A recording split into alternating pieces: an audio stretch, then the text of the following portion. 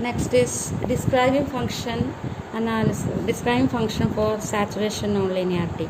The input-output relationship of saturation nonlinearity is given here, and here this is the input, and here this one is output y. The input x is capital X sin omega t, and this shows the relationship between the input and the omega t, and this shows the relationship between output y and omega t. And here we can say that at angle beta the value of input is s, and since the slope of this line is k, the value of output is k into s.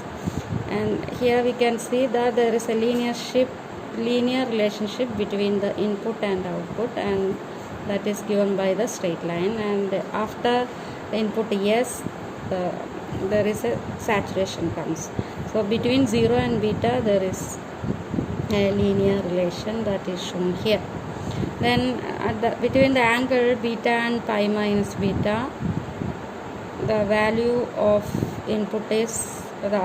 output is k into s. The corresponding value of input is s into k, that is the output y is equal to k into s, and that is shown here, k into s. So this portion is saturation portion. Then again between the value pi minus beta and pi, the value of output is given by k into x.